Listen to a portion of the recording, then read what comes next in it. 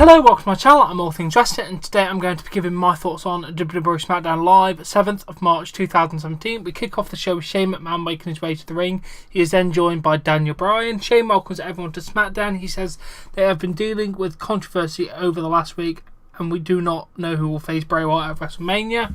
Daniel said the opportunity should go to Randy Orton. Shane says it should go to AJ Styles. Daniel says it's tradition that the winner of the Royal Rumble faces the WWE Champion at the main event of WrestleMania. This year, Randy Orton fought through 29 other wrestlers to earn the opportunity. Shane pointed out that there has never been a person who won the Royal Rumble who revoked his opportunity.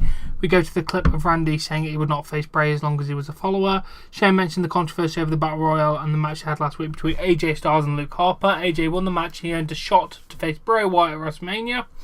Daniel says he thought they had settled it until Randy literally put the WrestleMania plans ablaze. We see what happened last week. Daniel says he does not agree with Randy Orton's actions, but he does deserve a spot because he won the Royal Rumble. Since they disagree what they should do, should it go to Randy or should it go to AJ Styles? Shane said this answer will not end in a debate. Daniel mentioned that they announced on social media that it will be resolved this on SmackDown tonight. Randy Orton will face AJ Styles in the main event. The winner goes on to WrestleMania to face Bray Wyatt for the WWE Championship. And then we see Shane and Daniel walking in the back, and AJ Styles stops them. He wants to know where they have been. He wants to make sure they don't make a mistake. He said he is sick of all this anti-AJ conspiracy. AJ says he'll make the best of a bad situation. He said he will take out Randy Orton. It is on Shane and Daniel. Then he said he's not afraid of a little fire or a viper. He's not afraid of Shane and Daniel. That was good. The Shane and Daniel in the ring and the backstage segment was all really, really good. I enjoyed all of it. It's building their characters. Daniel and Shane are much better authority figures than Stephanie and Mick. Daniel Bryan is a great GM in my eyes. I do love him as a GM.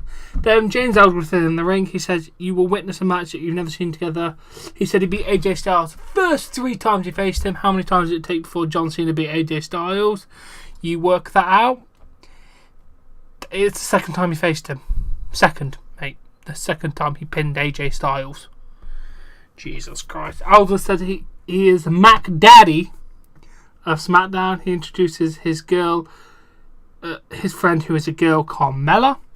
We then have their match, Carmella and James Ellsworth versus John Cena and Nikki Bella.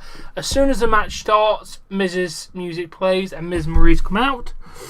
Then we see Cena and Nikki with stereo 5-knuckle shuffles. Cena with an attitude adjustment and Nikki with a rack attack. Cena with an STFU and Ellsworth taps for the finish. It was an alright match. I like Ellsworth, I like Carmella. John Cena and Nikki Bella were entertaining. It was a fairly good match. After the match, Miz and Maurice pulled Nikki and Don to the floor. Miz sends Cena into the ring steps. Maurice sends Nikki into the ring post. Miz says he could not take it anymore. That disgusts him, and it is a disrespect to anyone who shares true love. Miz says Cena is a liar and his relationship is the biggest lie of them all. Miz says he spends hour after hour with Maurice because he loves her. Does that apply to you, John?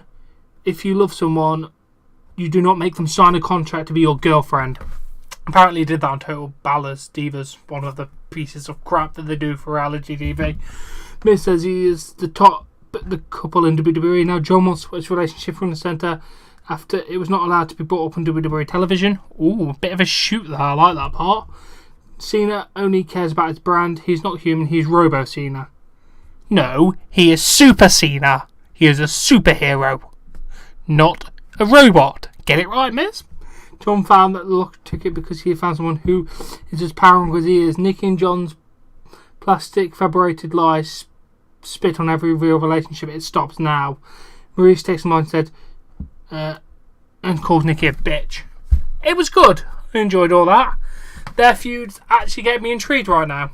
Good job, WWE. I'm actually interested to watch the tag team match. Then Renee Young is outside Randy Orton's locker room and she asks about what he did last week.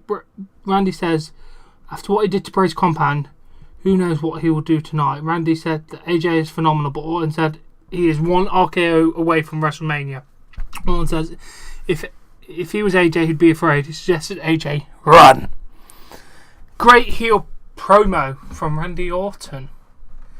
So Bray's become the face now, and Randy's become the heel. I like it. Right now, heel Randy Orton is a lot more interesting than face. Face Randy Orton's a bit bland and boring, to be honest. So I'm glad that we've gone with this dynamic for the WrestleMania match. It'll be a lot more interesting.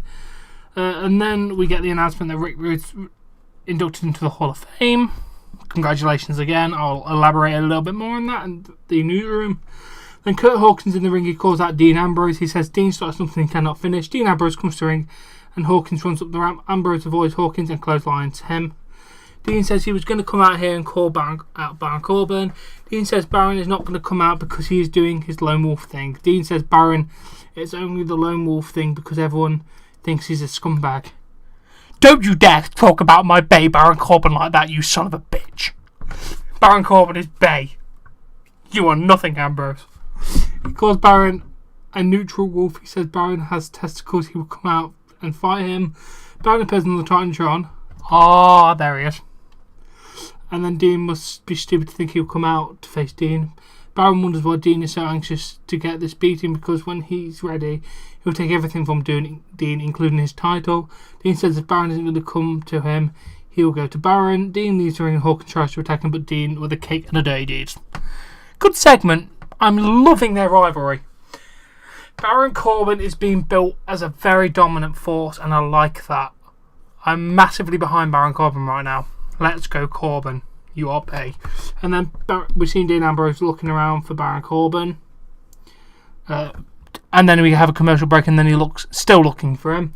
Then Mojo Rawley is in the interview area. Mojo says that everyone here is there for their WrestleMania moment. He talks about Zack Ryder winning the US title last year. Great moment actually that was. That was not his moment. Mojo announced that he is in the Andre the Giant Memorial. The Andre the Giant Battle Royale. Sorry, I can't speak that for some reason.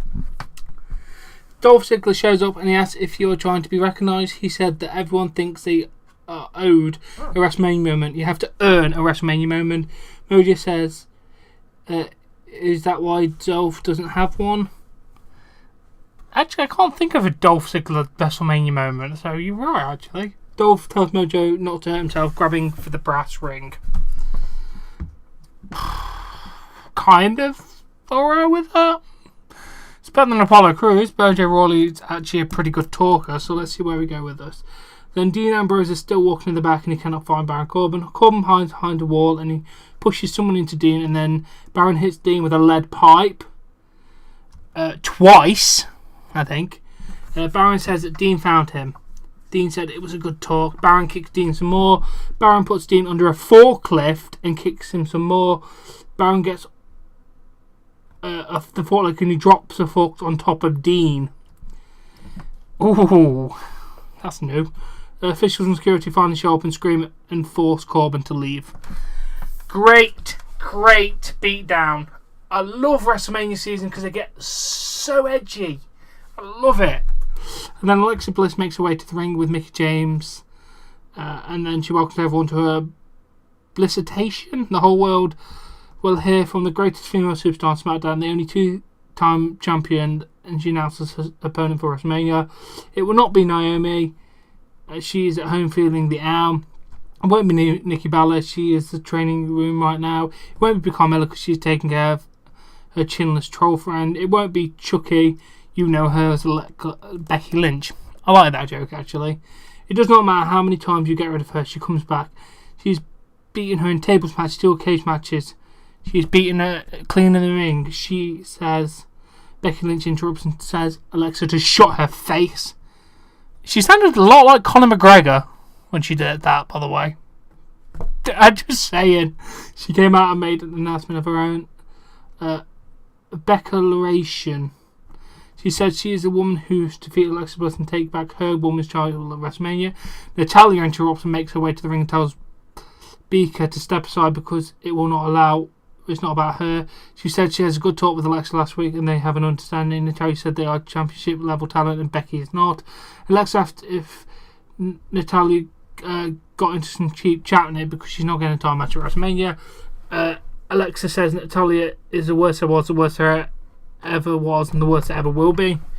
I can agree with that statement. Mickey takes the mic and tells everyone to shut up. She says everyone is being selfish and interrupting who Alexa will be facing at WrestleMania because it is her. Alexa had to correct Mickey. Mickey pointed out that there was their deal. That was their deal.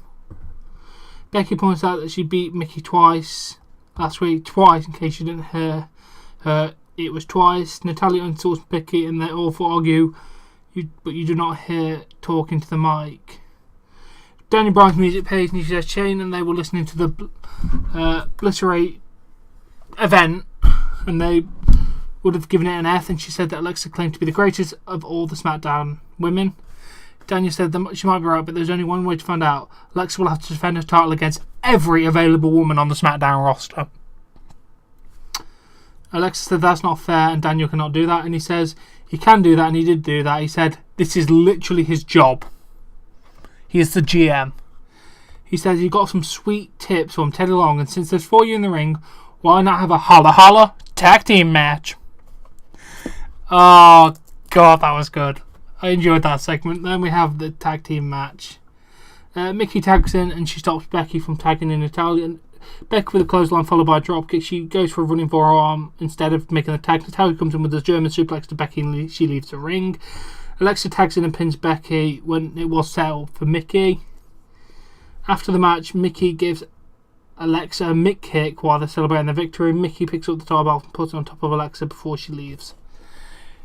I can't wait for that match at Mania. It's going to be great. Carmella, maybe.